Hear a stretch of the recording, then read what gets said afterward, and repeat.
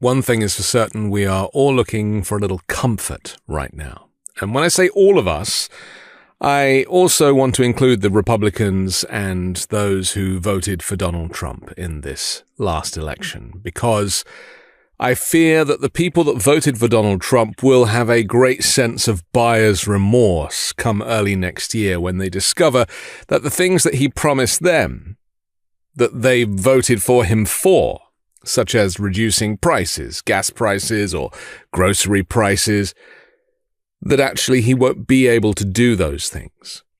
I should also point out that the Federal Reserve brought the interest rates down again today, which will only improve inflation and is further proof that Joe Biden and Kamala Harris administration was on the correct trajectory, doing the right work to make life more affordable. But you have to understand that living in the free market as we do, in a capitalist system as we do, something that the Republicans advocate for, that it is not possible for the president to set prices or to tell companies that they have to stop making as much profit as they are. Biden made a speech today and reflected on the defeat of his vice president. He said that he will ensure a peaceful and orderly transition to a Donald Trump presidency while calling on the country to bring down the temperature.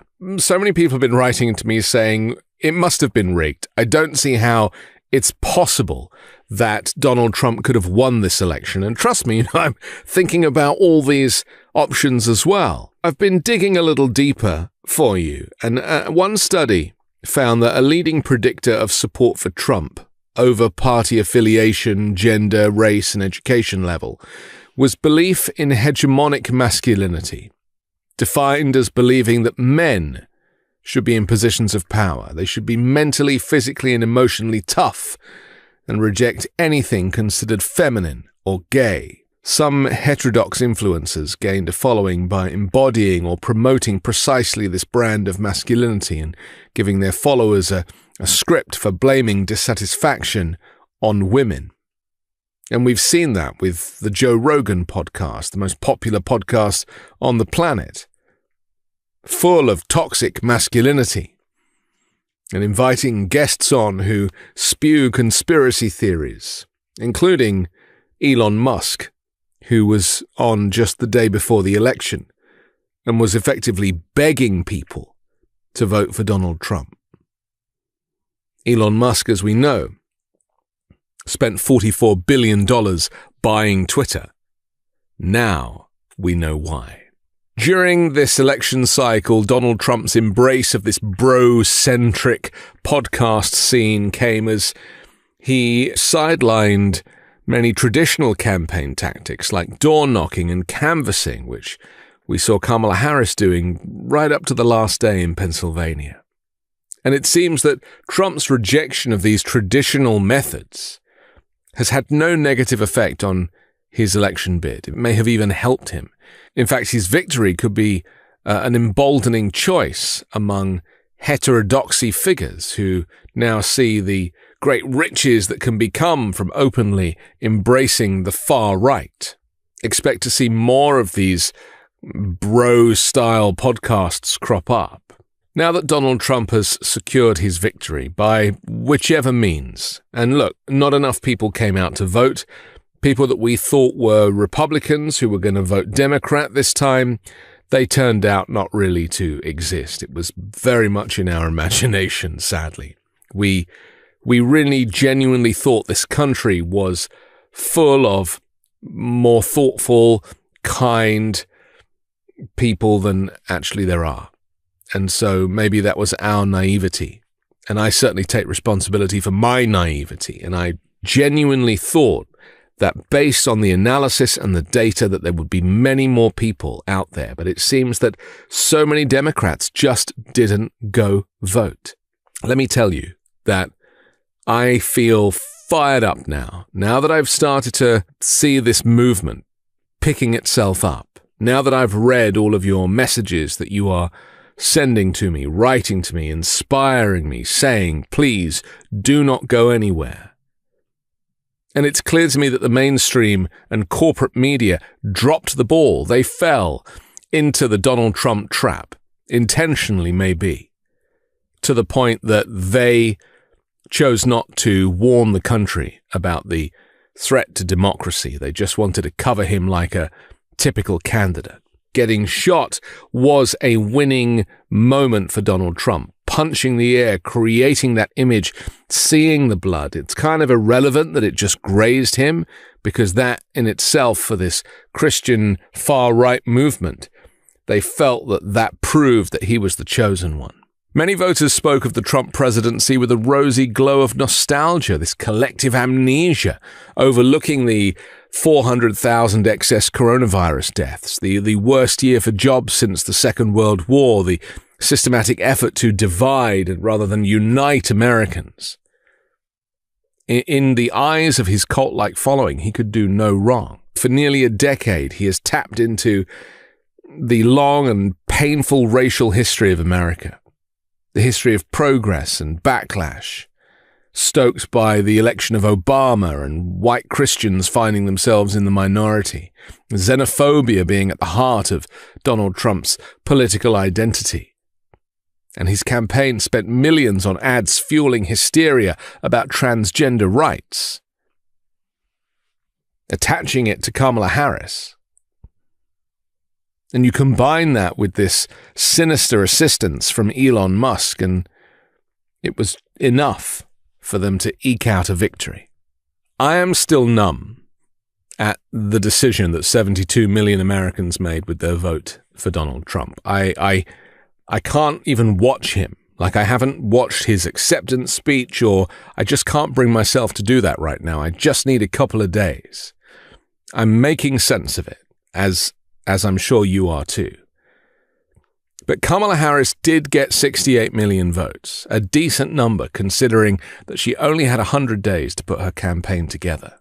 I would have liked President Joe Biden, when he addressed the nation today, to be a little less respectful and gentle. And, he talked about the peaceful transfer of power, but I would have liked a public service announcement from him. How to protect ourselves from this fascist beast. I mean, people are stockpiling abortion pills for fear of what is to come. Vladimir Putin, the Russian president, congratulated Trump on winning the election and said he was willing to talk to him. Trump has promised to quickly end the war in Ukraine, which began when Russia invaded in February 2022. But Trump has not said how. And most of us have worked out how. That he will basically roll over for Vladimir Putin. I mean, Putin also praised Trump today for surviving the assassination attempt. He said his behavior at the time of the attempt on his life made an impression on me.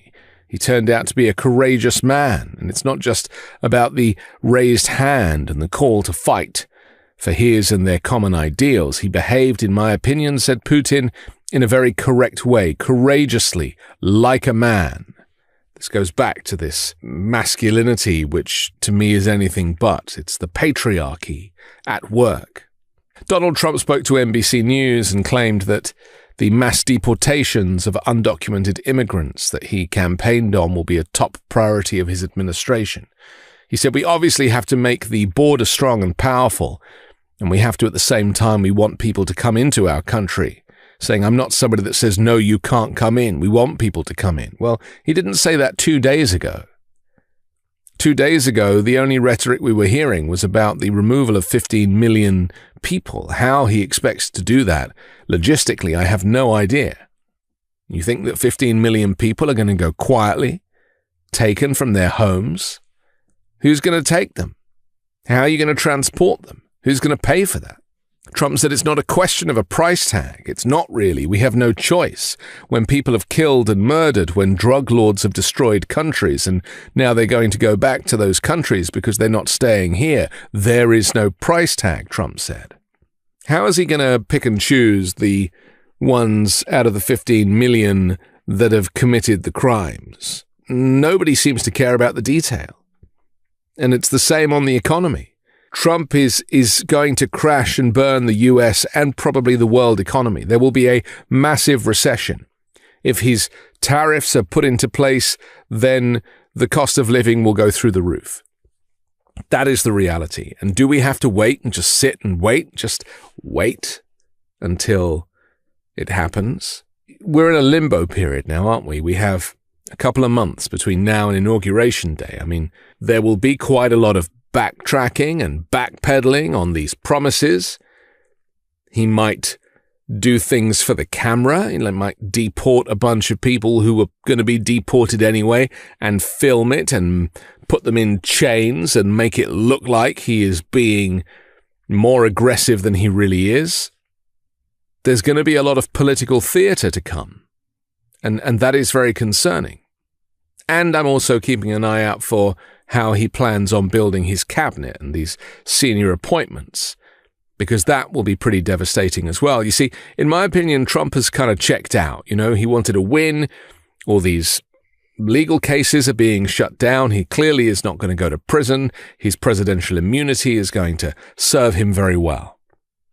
But I don't think he really wants to work. I don't think he has the energy to go into the Oval Office every day and sit at the Resolute desk and do his job. So my fear is that he will subcontract. He will delegate to people who are far more politically motivated than he is. People who really do not care what people think and will just enact some of these most extreme policies, and Trump will just sit by and let it happen because he doesn't want to do the work. Aside from these kind of Russian bomb threats, as far as we know, it was a secure and safe election.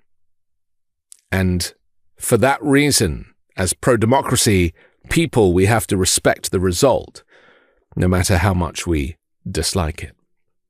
And we don't dislike it because we are soft liberals. We dislike it because it will have a detrimental effect on the very people that voted for him. Republicans need abortions too. We survived Donald Trump's presidency the first time, and together we will survive it again. I'm Anthony Davis. You can find me on the 5 Minute News YouTube channel and podcast. On Wednesdays, co-hosting Uncovered, and on Sunday on The Weekend Show with Midas Touch. Love this video? Make sure you stay up to date on the latest breaking news and all things Midas by signing up to the Midas Touch newsletter at MidasTouch.com/newsletter.